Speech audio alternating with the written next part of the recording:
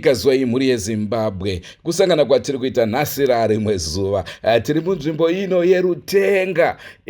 Tadzoka kumba kwa the late Paul Matavire sekuvimbisa kwatakaita kuti tiri kuuya kuzoisa dombo, ndo zvatafambira zuva ranhasi. Asika pane zvatasangana nazvo. Tisati tataura izvozvo, Soko makadini? Shumba makasimbere. Ndiri nani hangu utini? Mina ngiright. Salibonani mhuri yeZimbabwe, salibonani izihlobo ezithandekileyo. Sesiphendukile njalo eRutenga ngale Dr. Love Paul Matavire. Lapho esapromisa khona ukuthi hayi sizophenduka ukuthi sizolungisisa indaba leyani yeTombstone. Yikho nje sikhona namhlanje.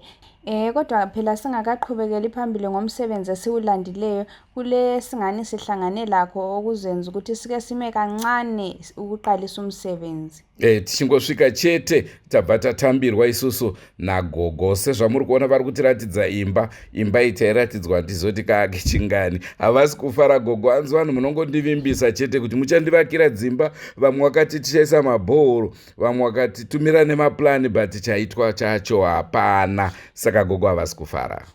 Phela ugogo lapho yakhalakhala uthi hayi ngithemba liyazibonela indlu yakhe leyo, lokho ekhala indlu yakhona sihlala sitshengiswa izikhathi zonke lapha esifika khona. Ugogo uthi hayi kulabantu abampromisileyo ukuthi bazalungisa indlu, bazagebha amabhoho, kodwa la namhlanje ugogo uyanetha uthi hayi akula into engani itshintshile.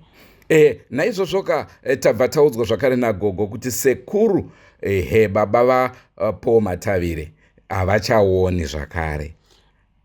Njalo nje kuleyo kunye sikubonileyo ukuthi lakho akwenzi ukuthi siqalise umsebenzi sifake phela ilitshe lomntwana, ubaba engazi, abantu abadala bengazi. Yikho phela sizwe logogo esithi hayi umdala kade sikasaboni, amehlo semhlupha lakho ukuzwa sokukhatshana. Kunzwa kwacho hanzi zvakare kwakutonetsa, vakutoda kuita zvokutaurwa vachiita zvokushedzerwa. Saka taona zvakakodzera isusu kuti hatingatange kugadzira dombo remushakabvu tisati taona ivo sekuru vaMatavire kuti vari sei. Saka pari zvino regai timbopinda murodhi takananga kwamaranda tinoona kuti kwakamira sei. Uyezve paya zvakare Soko gogo vaitaura kuti Paul Matavire ane zimba raakasiya avaka. Toda kunoriona kuti zimba racho kuti rakamira sei. Exactly. Mhuri yeZimbabwe kathesi sesizathu ukusukuma phela lapho esikhona eRutenga siqonde phela kumaranda ngale khatshana le ukuthi siyofika phela emuzini sibone lapha akhulela khona, sibone lo mdala okhona ukuthi hayi unjani,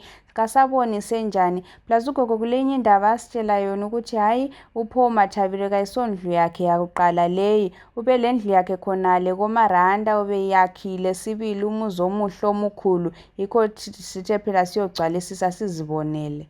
Uyezve tabva tangonzwa kuti sekuru vaMatavire ivava vanga vaine vakadzi vanokwana ita 6, vanga vaine chipari. Phela ngenye indaba esizwileyo khonapho ekuxoxisaneni logogo ukuthi hayi phela uMatavire ube lesithembo, vele abafazi abaningi abafika phela 6, ugogo phela yena engowesi2. Saka Soko handeiti timbosvika pamaranda toona kuti pakaita sendepe yellow here, ndepe green, ndepe red, ndepe kaki here. Tonozvionera. Yes. Kutaurira zvinonetsa. Ndosaka tichiti Drewmas media yakanyanya. Drewmas media yakanyanya. Drewmas media yakanyanya. Bafea iwe.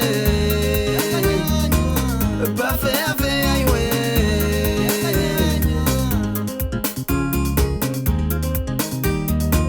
Drewmas media yakanyanya. Drewmas media. Takanga tajahira kwedu kwamaranda. Mhuri yeZimbabwe kusangana kwatikuita nhasi rimwe zuva. Tatika hatingarambe tichigumira kumba kuna gogo kwaMatavire tisina kumbonoona baba vemusha kuti baba vari seiwo. Saka nhasi uno tiri kwamaranda, chirongwa chatiri kukupai tiri kwamaranda tichimbotaurawo kana baba vaDr. Love tisangane navo timbonzwa vataurawo pamusoro pemwana wavo. Rangu zita ndinonzi Andrew Neshamba. Senguva dzese tinokurudzirai kusubscribe kuDrewmas media. Drewmas media, taking you to another level. Drewmas media yakanyanya. Drewmas media yakanyanya. Bafea iwe.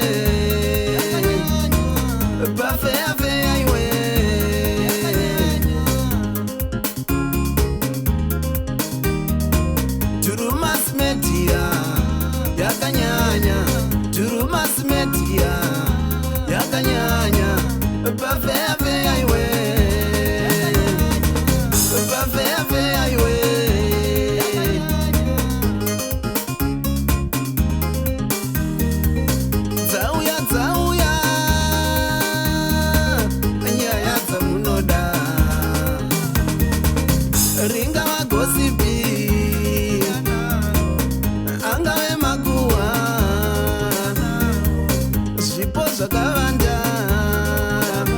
Bambo, kai mutibudze zvamunofunga nhoroondo dzomwana wenyu kuti kama weta bofu asingaboni zvakafamba sei? Ndio zvavanoda kuhwa vachipiki chavachiwa. Anditi imumavarondedzera. Ndavarondedzera vanoda mdzimundi wangu handi mdzimundi wenyu. Ndizvo. Imi handiti mindiri mupaki wamka wakasika zvinhu ndimwi mudumbu renyu. Vanoda imwe muna mudzimu wake.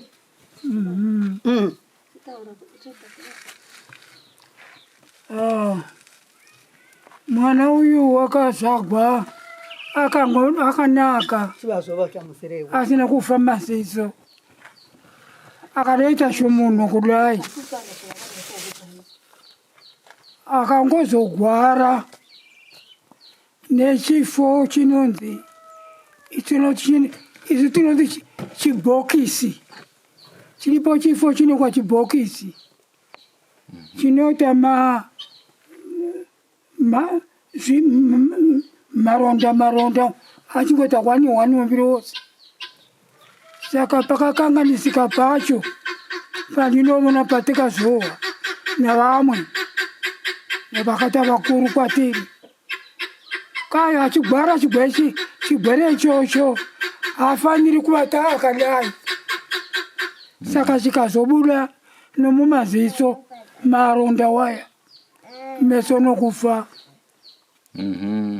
Afa meso nokugara akadaro nokubva ndazowa noumwe worudzi gokwedu wanga agereko wakazotsvaikake una vana vakaderovo vaviri. Akandiitira nyai akati hamusatambura naye mwana wakadero, munofanira mumse kunakira kuchikoro anodzidza. Nokubva ndamubvunzisisa akabva andibudza ndikamisa musume ndakamisa pabhasikoro atova chimunhu adai. Ndikamisa pabhasikoro ndikaenda naye ndikasvika ndikamunyoresa. Ndamunyoresa nokubva apinda muchikoro chavanhu vasingavoni. Kunonzi vanoverenga bhuku rine zvipundu. Ndokakadzidza adzidza apedza ipapo nokubva aenda kunekwa kukapota. Handikuzivi ndangozohwa iye unditaurira. Obva kukapota ndokazi wakaenda kupi? Kumasase. Kuda. Ndimasase. Wakaenda kubilingoko kumasase akasvika akadzidza zvekoko. Ndoba akazobva ikoko apasa zvaipapo zvakoko oenda Amerika makungwa. Handikuzivi kuti kunowa kupi nokupi. Osvika odzidza ndokakazonopedza mabhuku acho ariko. Ndidzo nyororo dzandoziva. Achipano pamusha amuchimunhu kudero waingoita mamwe mastori asingaiti vanovona. Mbudzi dzichibuda waibata zvimbudzana akachidai chikati mee wobvunza vanovona mwana weipiyo woti mwana weyaningi wochirega akabata chisi chemi woshunya zheve choti woti mwana weipiyo woti mwana weyakadai zita rayo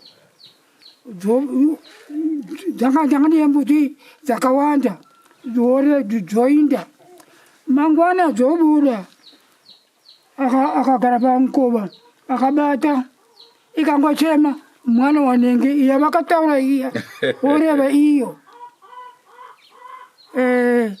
Akabata imwezve ikadero oreva yavakareva iyo. Tokazhamara ini bambo namai toti unekwa nei kuti asakanganwa nanikire ihwi rayo raikachema zuro. mimibuyu iyo mtuyo mubuyuyo yabereka vana waenda na vamwe vanovona osvika wokwira iye waenda na matavi ayo amunovonavo zvino uyu mudoko iripo pamhiri apo kumakomo iko mikuru yakare inda kumusoro waenda ikoko kumusoro wosvika waburuka nedavi achisveva akabata davi achibata mavuyu achivaposera vaivuya vane hobho dzakawanda ndidzo nhoroondo dzandinovona nedzokuchikoro. Achizotanga zvemimhanzi nondioni handizivi Mwari navadzimu zvakandibetse kuti ndibvunzisise munhu uyoyo andipa ruzivo ndumuise kuchikoro. Mapundi wawo akakuvadza vanhu vakawanda, vamwe nazvino varimo vasingavoni vanenge vamumisha. Ndakati Mwari vandibetsera navadzimu vandibetsera nokuti ndafunga kuti zvandawa nomurume uyu ndumuise kuchikoro.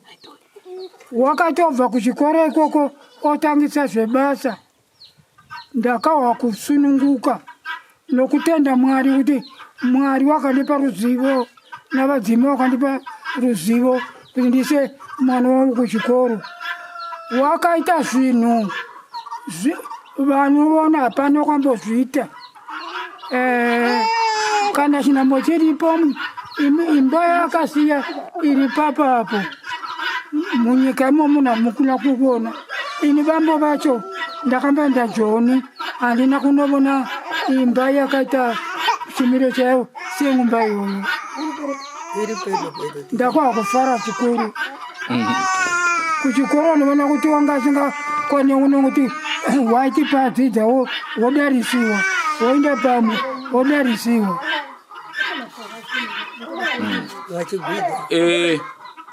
Imimi sababa vemushakabvu pamaifamba vanhu vachimuziva mainzwa sei vanhu vachiti ndiyo baba vaPaul? Kai pamunosvika vanhu vose vachimufarira kuti ndivo bambo vaPaulosi munohwa sei? Ndinokuvhara kuti mwana wangu nyange akanga asingavoni wakaita zvinhu zvakafadza nyika. Mibuyu muchanotaridziwa neimba yake muchavona.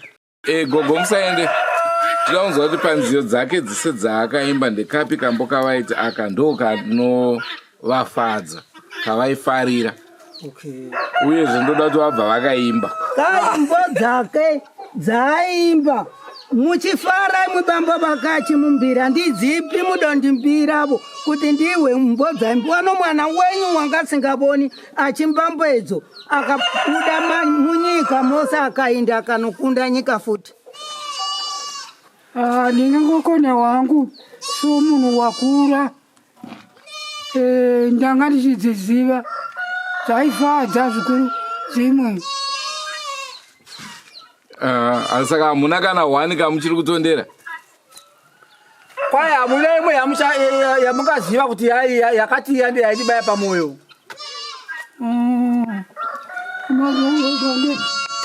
Nditangirai varumwe. Ino handigonimo kuimba. Sandogona ndingodzimba zadini.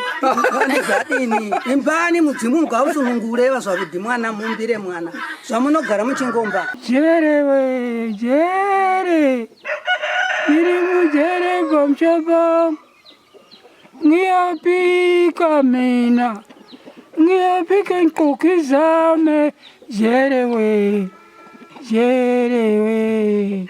Asi vana gogo vari kukupikisai pamba penyere? Baba ndikati vana gogo vari kukupikisai pamba penyere seimada kambo ikako.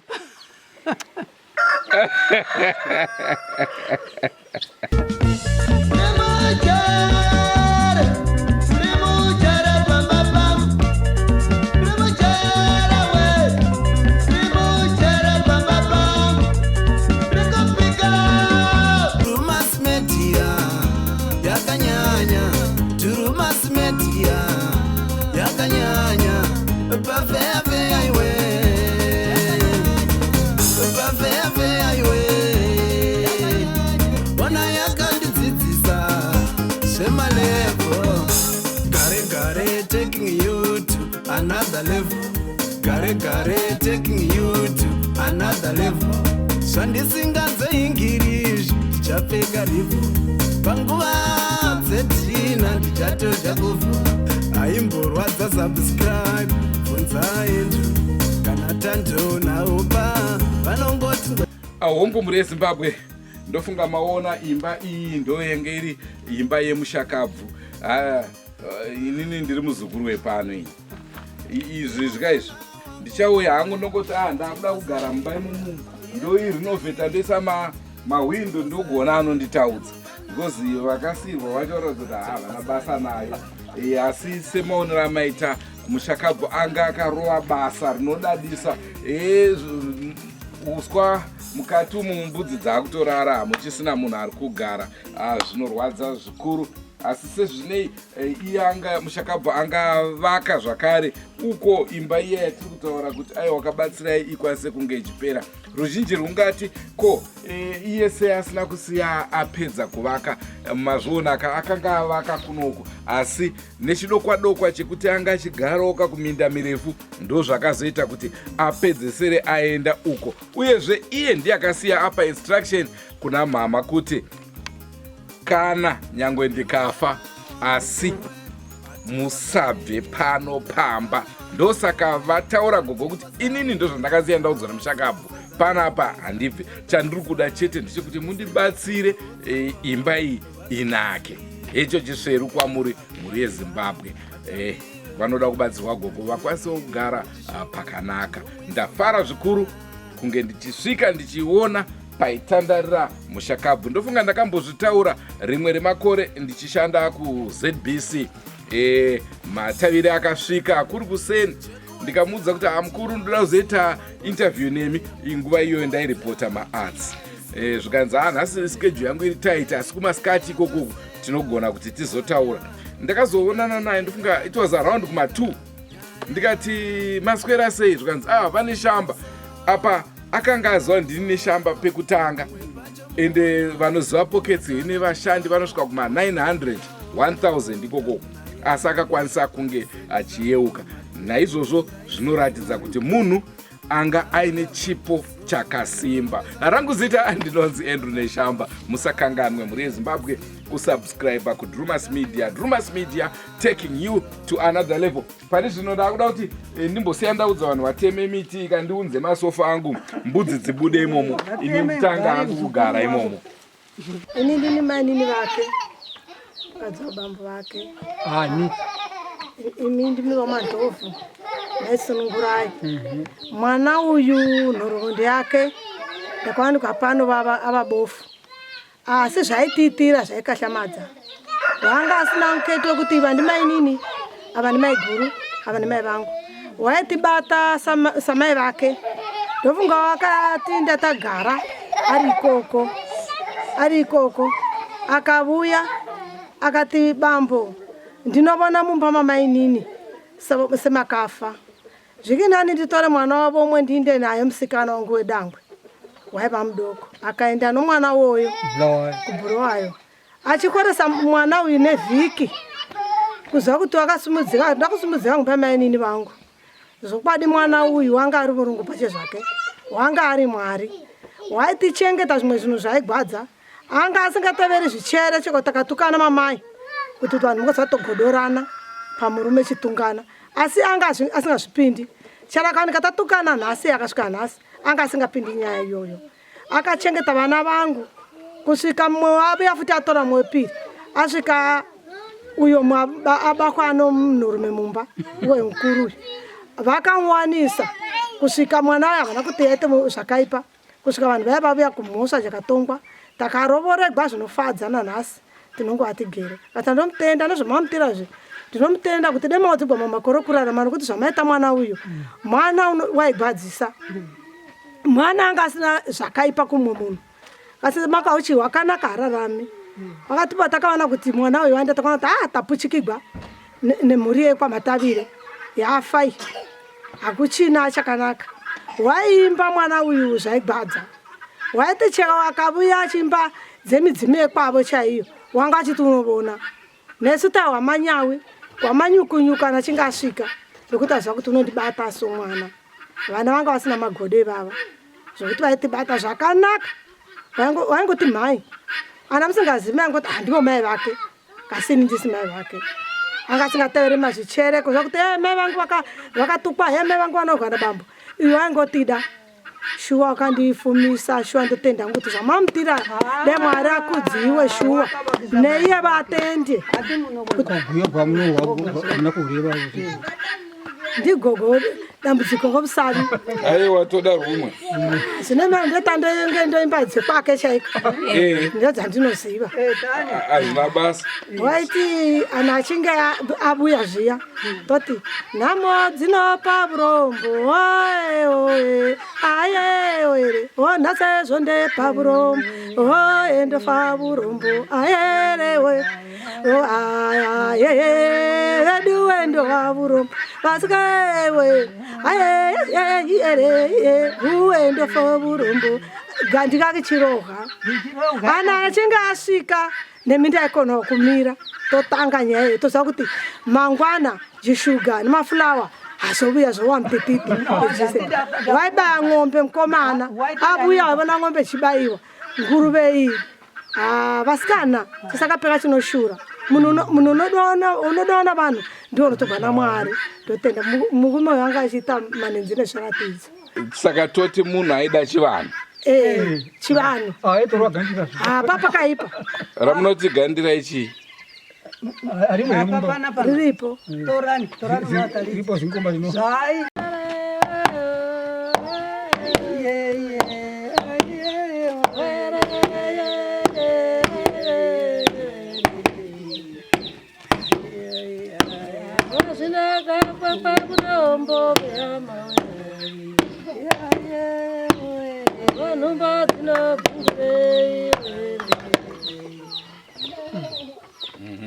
Waridza waishura kana kajana pano mairamba kuti unovona. Mhuri yeZimbabwe inokumhorosai. Ini ndini Langston Matavire, ndini dangwe remhuri yomushakabvu. Ndakazvarwa 1952 muna February.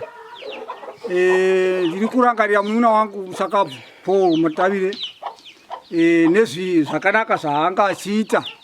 Ndinorangarira achi mupenyu pavanga vachifamba dzimwe nguva vachiridza munyika mose umu. Ndinorangarira imwe nguva pandakamboenda navo kuBulawayo ndikasvika kunonzi kuHow Mine ndichifamba navo ndiri palivhi kubva kubasa kwangu vachiimba tichifara tiri pamwe chete. Kozouya pano pamhuri wanga achitibatsira pane zvakawanda. Pana vamwe vanun'una vadoko sezvo mhuri yanga yakakura. Vamwe vadoko vakanga vari sure kwedu iye ndo akazokwanisa kuvapinza chikoro nokuti ndiwo aitiwanira mari yakati saka ipapo ndo wakugwadziwa zvikuru kuti takazorasikirwa paakashayika nokuti sure uku vamwe vari sure kwedu havana kuwana chikoro chakanaka nemhaka yekuti papa sina mari. Saka idambudziko rokuti hapana zvatingazviita nokuti kuda kwaMwari asi tiri kubadziwa. Kambo kamunomutondera nako ndekapi uye zvinobva matiimbira uye motiudza sei muchikada kambo ikapa. Ini ndofunga bavachita vichida kuzama kuti mudhara arangarire yanyanya kuti nakidza ndingati ndiye akadoridza ndichifamba navo. Nhamo yeusavi ndiye ngati ndiudze kudzimwe dzimbo dzokutanga achambotanga kuimba asi ndiye akanyanya kundibaya nhamo yeusavi. Chakanyanya kuti ndibaye ndichokuti muno medu mamaranda umu hatina zvakawanda zvatinowana pausavi apo. Kuzviko kuti tinowana mirivo yemuminda kozouyawo zimirivo zvomagadheni kubwizuku. Saka paakaimba chimbo ichi ndakaona kuti pawarangarira chaizvo zvinonetsa muno maranda. Saka ndakaramba ndakabayiwa ndomumbe igogo nobhuye igogo. Imbotiimbirai manje pakuimba ndo pandiri bhuya. Hazvina basa nyange mukaita discord nekuti hamusirimi makaimba. Itokozva kuti nhamo yousavi dambudziko romurivo nhamo yousavi dambudziko romuravi kwai zvagara kunonesa usavi kunyanya nguva ine chirimo kwai Drewmas ine mhuru zvimwe ndaikama mukaka zvino zvaisina kubereka zvinotogorise vane iko Hongu mhuri yeZimbabwe, sekutaura kwandamboita kuya kuti tiri munzvimbo ino yekwamaranda. Ndine mufaro wangu mukuru, mukuru chaiwo kuti ndinge ndichitiwo ndasvika pamusha pakakurira Dr. Vapaul Matavire. Ndiani asingade kusvikawo pamusha peHero? Kwandiri ndo magamba emimhanzi. Naizvozvo isu veDrewmas Media tine mufaro mukuru kuti tinge tiri pane ino nzvimbo. Ndofunga musha wavo muri kuona. Naizvozvo ndinovimba munobvumirana neni, manzwa zvataurwa pamusoro pemushakabvu kuti anga ari munhu akaita sei. Nziyo dzake nanhasi tinodziridza, nhoroondo yake nanhasi tinoitaura, kuratidza kuti ndiani anonzi Paul Matavire. Nanhasi tinomurangarira, tinoziva kuti nhoroondo yake imwe inoita zvekunyorwa, imwe tinoisa pamifananidzo saizvozvi, saka nhoroondo yake haizorova. Ndinovimba mhuri yeZimbabwe, kana maimufarira, kana maifarira nziyo dzake, mazvinzwa zvataurwa, muimbi wokuti nanhasi uno tinofanirwa kuramba tichimurangarira. Tokurudzira zvakare vemuhurumende, kunyanya ivo minista gurukota rinoona nezvevaimbi vavava. Aiwa, takumbira utekwa hwenyu. Maona kaimba yataburitsa kuti gogo vari kuda imba yekuti vange vachigara. Ko handiti ndo simba remwana wavo? Chivabatsirai, maizviziva kuti mushakabvu anga asingaoni, asi njere nemarongero aidarika isusu tinoona. Naizvozvoka ndiri kuti aiwa, takumbira ingaitifadza wani. Tauya kwamuri vakuru kuti chigadzirisai zvakasiyiwa nemushakabvu, musha wake urambe uchiyevedza. Ndinopa kutenda zvikuru kwamuri mese mhuri yeZimbabwe vakatarisa chirongwa chino. Ndinoti aiwa, Mwari akutungamirirei, murambe muchitisapota muurongwa hwese hwatinenge tichiita. Ndambotaura zvakare kuti dai waro takwanisa kunge tichibatsirawo vamwe vaimbi sana Solomon Skuza, guva rake makariona. Zvino tikatarisa John Chibadura chairo harichanyasonakidze. Vaimbi vedu kava tinofanira kunge tichiramba tichivachengetedza pavagere ipapo. Ngatisanganei mhuri yeZimbabwe mune zvimwe zvirongwa. Senguva dzese tinokurudzirai kusubscribe kuDrewmas Media. Drewmas Media, taking you to another level. Kubva kwandiri Andrew Neshamba, ndakamira Sokostina, tiri kuno kwamaranda. Ndinoti aiwa, tinotenda. Goodbye my friends, goodbye my friends, wakamboonana tichazoonana nerimwe zuva, hama dzangu. Goodbye my friends, goodbye my friends,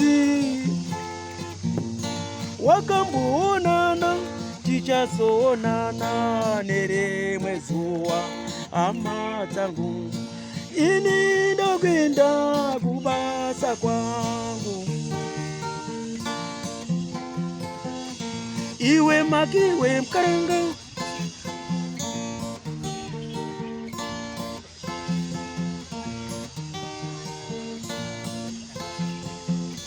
iwe makiwe mkaranga, iwe makiwe mkaranga.